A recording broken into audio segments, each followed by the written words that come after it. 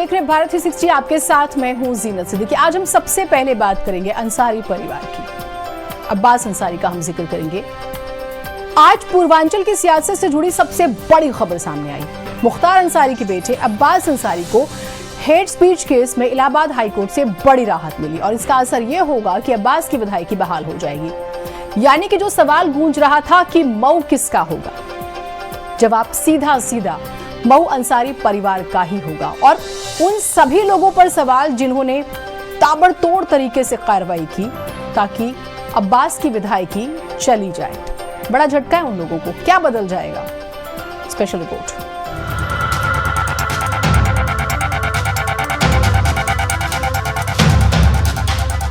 मेरे नौजवान साथियों की तरफ कुछ बैल अपनी सींग काट के खड़े हैं। समय वक्त आने दीजिए, भूखे में यही ना बांध दिया तो आप भी कहिएगा।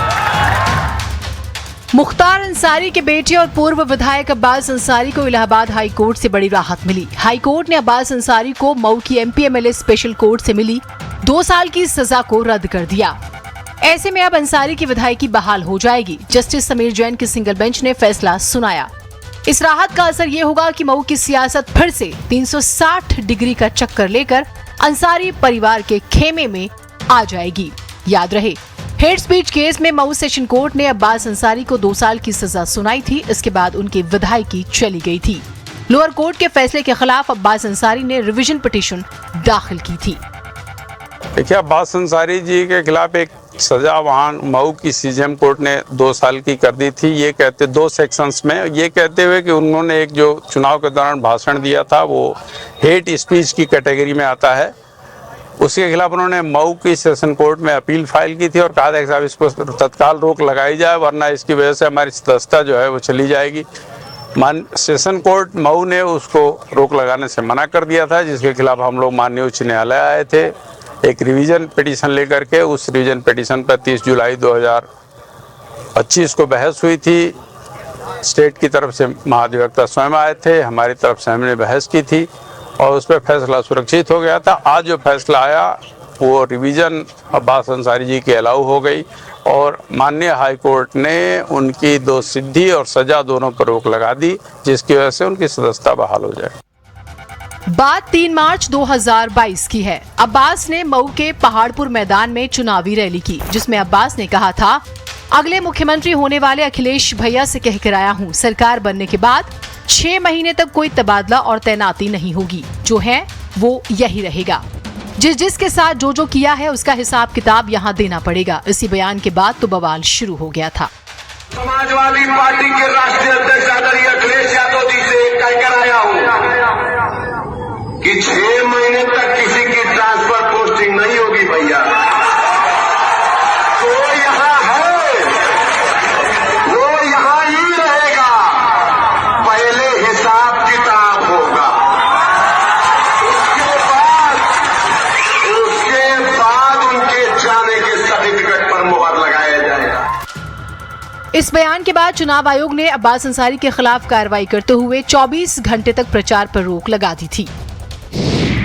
4 अप्रैल 2022 को तत्कालीन एसआई गंगाराम बिंद की शिकायत पर एफआईआर दर्ज की गई।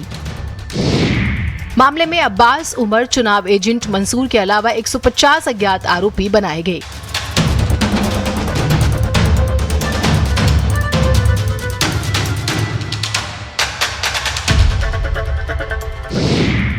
जिन धाराओं में मामला दर्ज हुआ उनमें 506 धमकी, 171F चुनाव प्रक्रिया में बाधा,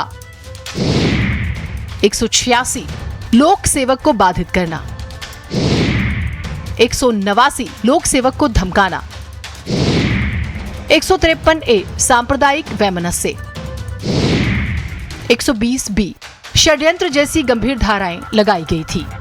जो भी ये तथाकथित भाषण का मामला है, ये किसी भी तरह से आपराधिक केस नहीं है और अधिक से अधिक ये आचार संहिता के उल्लंघन का मामला हो सकता था। वो उसको हम लोगों ने लंबी दलीलें दी है, वो जजमेंट जब अपलोड होगा तो आपको मिल जाएगा।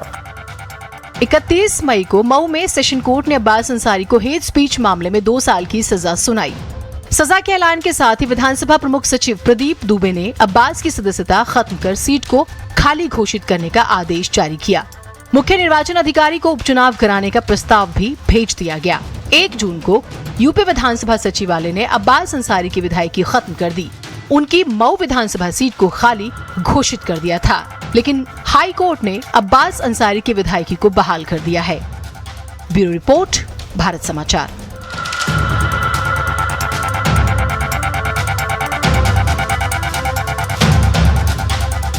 मेरे नौजवान साथियों की तरफ कुछ बैल अपनी सींग काट के खड़े हैं।